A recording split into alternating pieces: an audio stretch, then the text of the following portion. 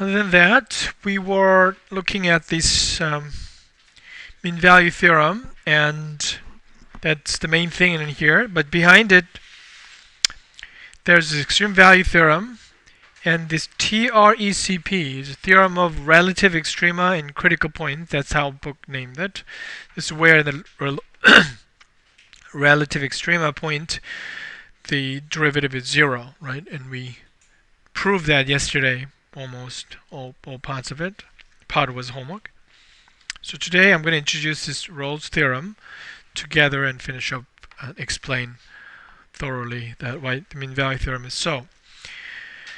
So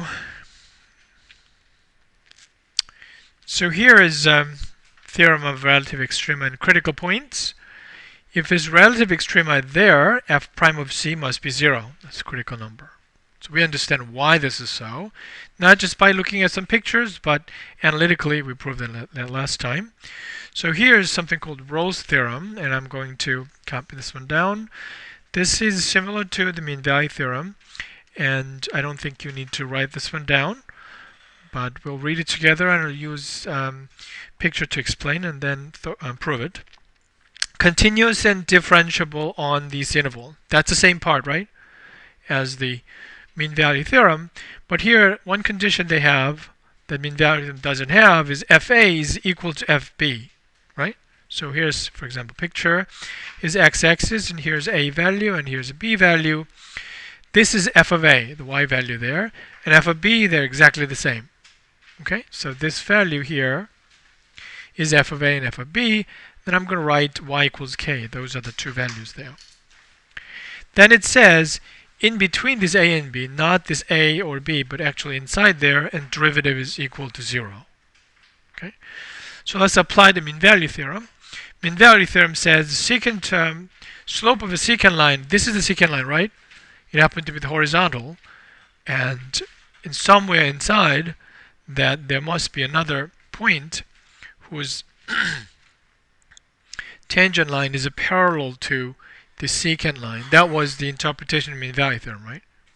So in that regards, this is simple application of the mean value theorem. However, mean value theorem usually uses this Rolle theorem, though explaining Rolle's theorem using the mean value theorem, that would be a circular reasoning. So we're going to explain this Rolle's theorem without using the mean value theorem, and mean value theorem is explained using this Rolle's theorem, right? So here it's proof. So we have this value k denoted like this. These are n values, fa and fb. Where is this f prime of c coming from? Have you seen any theorem whose conclusion is f prime of c equals 0? What was that? Right, but other than that, before, maybe, extreme value theorem, that's right, right. Exactly, that's right. So we're trying to prove this one with what other theorem that has conclusion f prime of c is a theorem of relative extrema and critical points. And relative extrema, the f prime of c is 0, right? So we're going to use that. So we want to have inside somewhere, inside a and b, there is relative extrema, relative maximum, relative minimum, right? So here's how it goes. Case 1, think about, okay, the k's are n values. First of all, here, extreme value theorem guarantees that we have maximum and minimum on this function, right? Because it's continuous on that closed interval. This is how we use extreme value theorem. The existence of m and m. Once you have this maximum and minimum value, you can force this m and m inside these a and b by putting some, hypothesis. Case that, suppose our maximum value is greater than k. K is one of the function value at endpoint, right? Maybe the maximum value is greater than endpoint. Maybe not, and that's going to be the case too. If it is so, then f of c will be obtained. This maximum value is obtained by evaluating some function value, right? That's what meaning of the maximum. And the c value cannot be in a or a b, because a and b, the function value is k, right? If f of c is hitting the maximum value, it cannot be one of these either value. Must be inside. If it is inside, f of c is not only local maximum, it is not a global maximum, it is also a local maximum. Is that right? If it is the highest point, of course it's highest point locally, and in particular it is happening inside this a and b, not an a or b. Then what is the next conclusion? Now we got this, pull out this local maximum. What theorem are you using?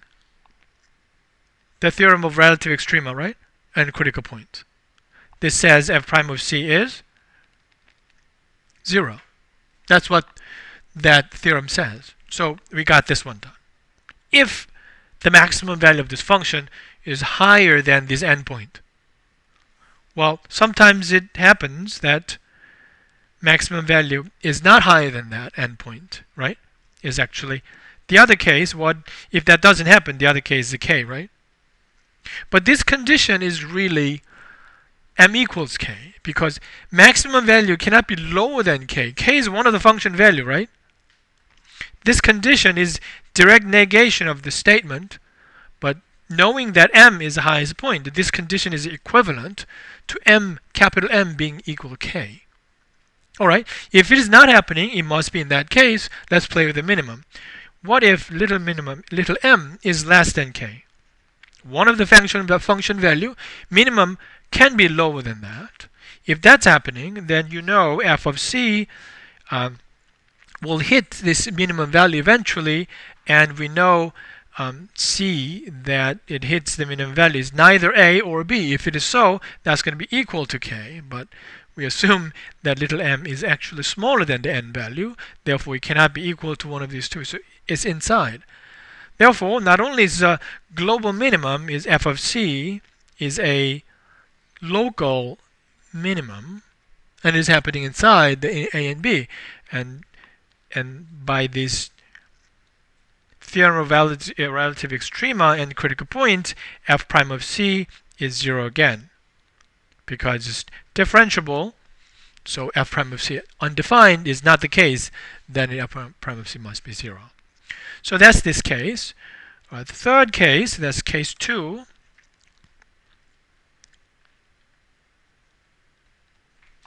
This case, m less than or equal to k. The maximum is less than or equal to one of the function value. Again, this is equivalent to m, capital M equals k. What is the other one in here? If this one doesn't happen, that means little m is greater than or equal to k, right? If that doesn't happen, is the other case, and this is the final case we have to consider. But this is equivalent to m being k. How about this one? The smallest number, right? Little m is greater than or equal to k, and of course that it could be the case, but this cannot happen. The smallest function value, and there's another function value that is smaller than the smallest. It makes no sense. So this condition that follows from the negation of this earlier one is actually equivalent to little m equals k. So the third, this completes the all the cases. If you have any function that compared this little k with the maximum value, minimum value, it falls in any of one of these three cases. We didn't miss anything. Therefore, we have function value whose largest value is capital M, which is equal to k in this case, and smallest value little m, which is equal to k. Then what could happen to f of x? F of x is constant to be k. Whatever the n value, what happened in between is a flat line if the maximum and minimum both equal to k. Then what is f prime of x? If it's a constant function, 0, right? K is a constant. Therefore, not only is anywhere, not only is one point, anywhere in the interior point, this is going to be always 0. So it proves that this always happens. That's called Rolle's theorem, right? So again, it was easily understood in terms of the mean value theorem, but we wanted to establish this fact without using the mean value theorem. But what we use first, the extreme value theorem, existence of a maximum minimum, and then we use the theorem of relative extrema and critical points to finish off the argument. So we didn't use mean value theorem. Mean value theorem uses this theorem, the Rolle's theorem. All right? So here is mean value theorem. I'm going to state the conclusion of the mean value theorem and give you some idea. F prime of c is equal to f of b minus f of a divided by b minus a. And there's a hypothesis and all that, but this is a conclusion, right? C is in between a and b, not equal to a or b, in between a and b, and this happens. And this one, fb minus fa divided by b minus a, was a slope of a secant line, and it doesn't change, and this is something that has to be clarified. So I'm going to call that one just simply m. It's ease our computational lot. So this statement is now abbreviated to f prime of c is equal to m, where m stands for this quotient. I'm going to rearrange it like this: f prime of c minus m equal to 0. Do you have a question? Yes. For slope, m could be, let me see, what Greek alphabetical letter is good for you? S looks weird. L. I'm going to go for L. Yeah, L. Slope L. Okay, there's L and L there. All right, I didn't think about that. M could be confusing. Okay, there's that. And we just looked at a theorem that conclusion is that something equals to L, 0, right? That was Rolle's theorem, correct? Some function whose derivative is equal to 0. So obviously this part in here is a derivative of f of x, right? L is some constant, and you just have to figure out, can this be derivative of something? So I think it's a good motivation. Thinking about what happened in the Rolle's theorem, let's fit this one into the conclusion of Rolle's theorem. That, I think, motivates us to consider the following function, that gx, for which we will apply the Rolle's theorem, is defined to be this part before you differentiate it, which is f of x, right? Is a differentiated version before you differentiate f of x. How about this L? Let's say L was 2. Which function, if you differentiate this one, you get f prime of c. What function comes to your mind so that derivative is 2? Any function whose derivative is constant 2. 2x, right? If you differentiated 2x, you get 2, right? How about L? L being a constant. What function comes to your mind whose derivative is constant L? If there was a 2 and there was a 2x, L times x, right? L times x. Does that make sense? If you differentiate this one, L is a constant, so derivative will be L. So derivative of that one is just this, right? And plug in c equals 0 and you obtain that. So I hope it's reasonable enough. It's pretending that it's reasonable enough that this derivative of something, it seems like a 0. Can we realize this one is a derivative of something? So kind of differentiate it backward. All right, so let's consider this function. F of x is differentiable continuous.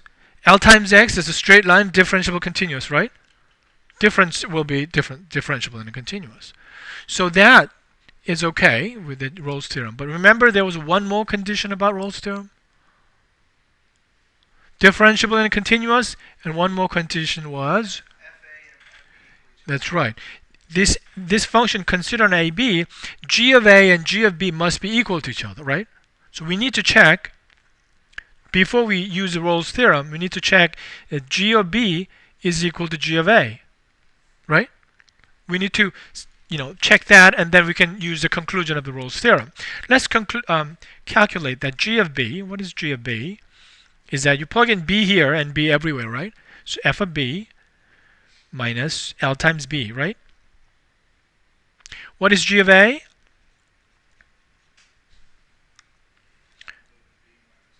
F of a, you plug in x equals a this time, is minus L times a, right? And we have to show these two things are equal to each other. It doesn't look like it's equal to each other right now, but it's because we just represented L. L is more complicated than that. So maybe we have to substitute it back. So good idea, a neat idea to show something is equal to each other. You subtract one from each other, and then you show it's 0, right? So let's consider GB minus GA and show if this is really 0. What is GB? F of b minus L times b, right? Minus g of a, that's this, f of a minus L times a. And you have to show this is 0. Correct? Let's get that. This is f of b minus f of a, right? If you collect these two. But the other one is L times b plus L times a, right? Correct? So you have a choice of either just factoring out L and writing as a negative b plus a, or you can factor out negative L, then something nice shows up, because looking back, what is L down there in L? There's a b minus a, right? So I wanted to have a b minus a instead of negative b minus a. So I'm going to factor out negative L. Then what do you see? B is in there, right? L is factored out, but additional negative is factored out, so it must be negative a, correct? Yeah.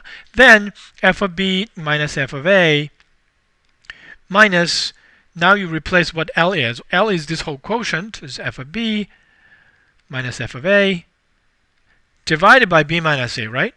That whole thing is L, and outside there's b minus a, therefore is b minus a there. So b minus a cancels, right?